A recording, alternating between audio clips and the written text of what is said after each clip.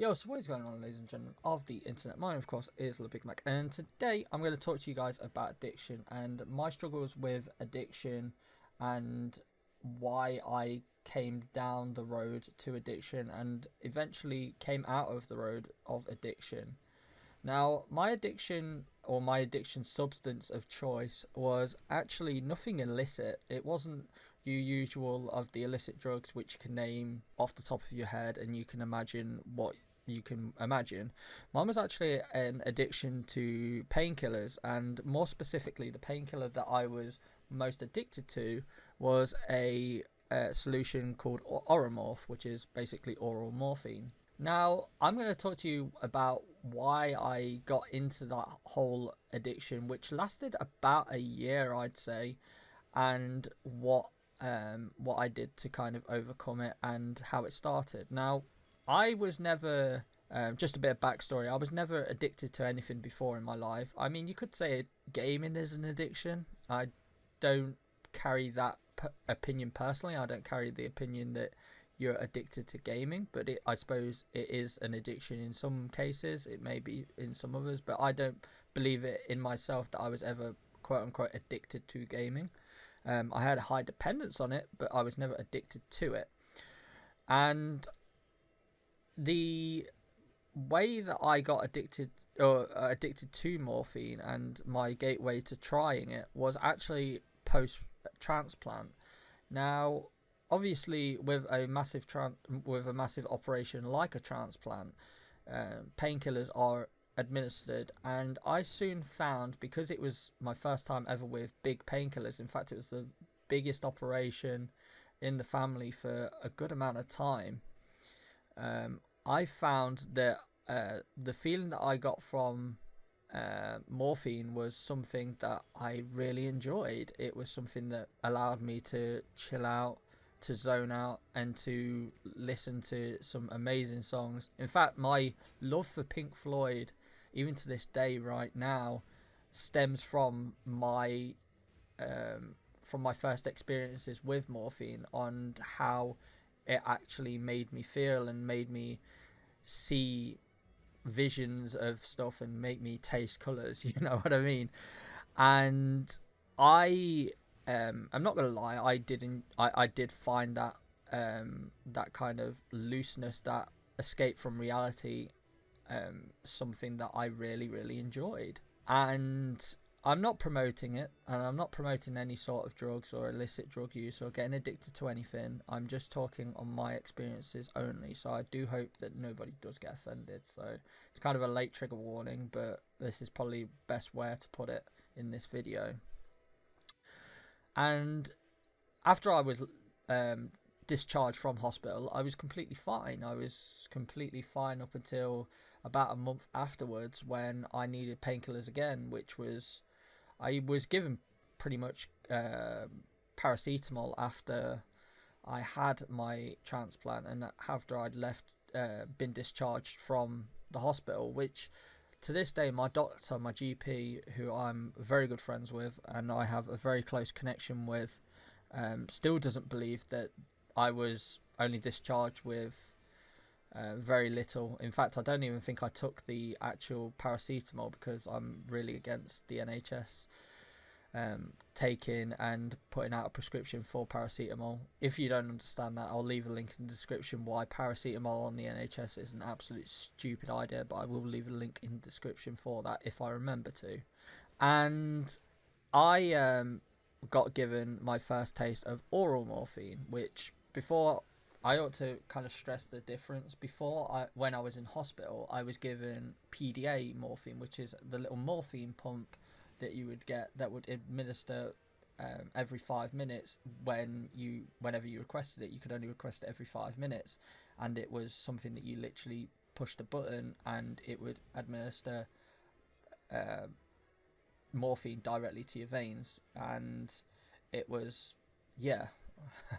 Yeah. But seriously, I was given this oral morphine, and I soon found that it was something that wasn't as vivid, but it allowed me to not feel pain. It allowed me not to feel the pain of what was going on in my my body. But something that I didn't tell anybody, and something that I wasn't telling the truth from for a long time. In fact, even on my welcome back video that I did on this channel, I was actually probably towards the end of it, but it was still a issue, was the fact that I was mentally struggling. I was mentally struggling massively. I will go into this another day in another video, which if you do want to hear that, then please let me know. And I was struggling a lot, and I was struggling with the fact of what had happened with everything that had happened for the last like 2 or 3 months in regards to the transplant and in regards to my donor. And I kept that bottled in, and I kept it bottled in until it finally snapped. I think when I was going through the main phase of recovery of the actual transplant, it kind of gave my mind somewhere not to dwell on. It was something to focus on. The focus was on my recovery, nothing that was going on in my head. And with what was going on in my head, I felt the pain that I felt was easily much worse than any physical pain that I've ever experienced. And I soon found that Oramorph not only helped my physical pain, but it helped my mental pain, and it helped my mental pain a lot. And I ended up taking oral morphine a lot, and I was taking it a lot. And I don't know the exact measurements on how much I was taking. Eventually, I used to take syringes, but eventually it took to capfuls, and downing them as shots with a monster in the morning. In fact, at the time, I was also streaming on Twitch, and I used to be an old school RuneScape streamer, and I used to drink or do a shot of Oramorph before going live because I knew that it would make me more lively. And I know that sounds really weird for morphine to make somebody lively, but it was something that has always been the side effect. I've never experienced side effect of being tired and being fatigued from Oramorph. I've always been able to be more lively and a bit more chilled out and relaxed. And yeah, so that was something that I've never actually admitted before, but that was something that I used to do in order to make my streams on Twitch more entertaining. Again, I don't condone this, and I don't, looking back, I feel quite stupid to have done it, but it was something that I did, and I admitted to it. Anyway, my addiction spiraled, and it spiraled massively, and I could see myself going into a massive hole with it, and it was a hole that I knew I had to get myself out of. And eventually I did try and get counselling, but counselling never did help me. And I believe that with what went on with what had happened with my transplant and what had gone on, I couldn't get over it, and I still haven't got over it. But to get me out of the oral morphine addiction, I just went cold turkey.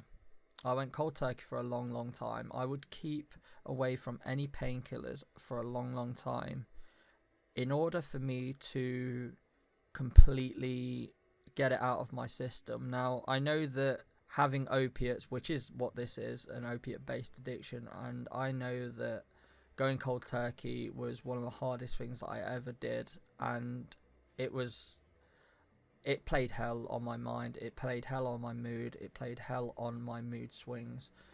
But I genuinely think that it was one of the better things that I have done in a long time, was to come off oral morphine as a crutch for my issues with my depression and my guilt associated with my donor, with my survivor's guilt.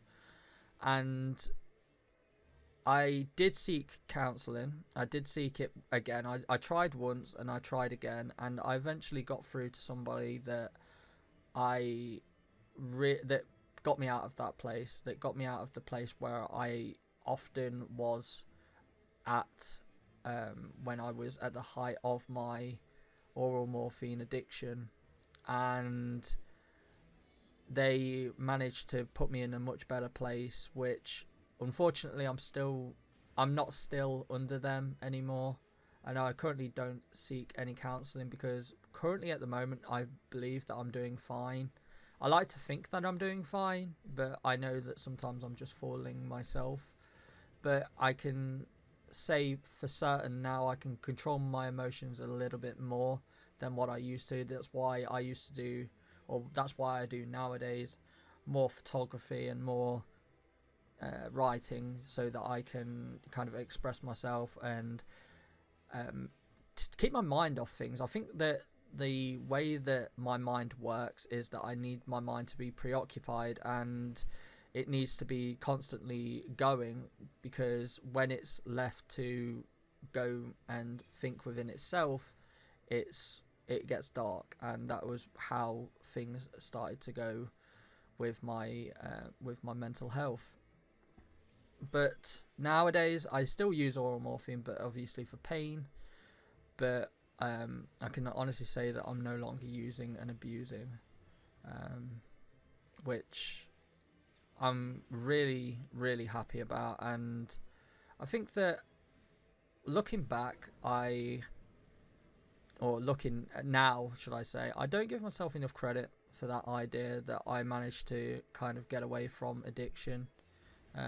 Obviously I'm always scared of relapsing back to taking painkillers to make myself feel numb in my mind. Really, it's not so much what goes on in my body, because my body is always in pain, but to numb what's in my mind. And I just hope for the future that I manage to keep on the right tracks. So yeah, I thought I'd just put this out there, this little video, and I've got a few more topics to talk about, a few more serious ones, but I am trying to come back to YouTube and trying to do topics of stuff. So if you've got any ideas on what you want me to talk about, let me know in the comments down below. So yeah, I'll see you guys in the next video. Take care. Thanks for watching.